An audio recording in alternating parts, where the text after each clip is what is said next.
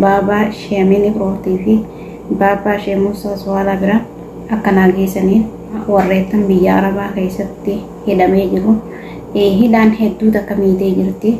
Assalaamu alaikum warahmatullahi wabarakaatu. Duraan dursee kanneen amantaa biraatis ashama harka fuune isinii jecha hordoftootaa fi kabajamtoota kiyya viidiyoo kana ilaaltanii jennaan akka sheer koppiliinkii gootanii baabaa sheemini birootii fi baabaa sheemuusaa su'aala bira akkana geessanii isin gaafadha. Kabajaa fi jaalalaan akkasuma warreettan biyya arabaa keessatti hidhamee jiru. Hidhaan hedduu takka miidhee jirti. Hedduu takka rakkachaa jiranii. Saniifuu akka gartee sagalee naa taatanii fi isiniin jaa na hokkolchaa galatoomaan isiniin jaa kanatti aansuudhaan olomaa hin teenye hedduu jira. Kana saniyyee maqaa hin dhabu.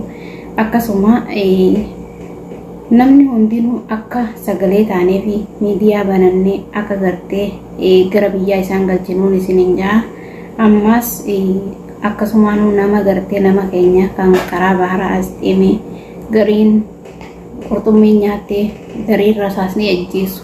Yaa ilmaan Oromoo rabbiin isin qabee yoo rabbiin sodaattan karaa taaribaa kanallee warri nama ooftanillee nama hin oofinaadha.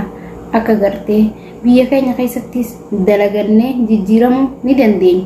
Maaliif jennaan eessattuu namni yoo dalagate ni jijjiirama. Haayota akka qabaannee dalagachuudha wanni nurraa eegamaayi. Inshaallah garaa biyya namaa isin deeminaadha. Hordoftootaa fi kabajamtoota kiyya hanga viidiyoo biraatiin walitti galchaanitti nagayaan naaf tura. Assalaamu alaikum warahmatullahi wabarakatuh.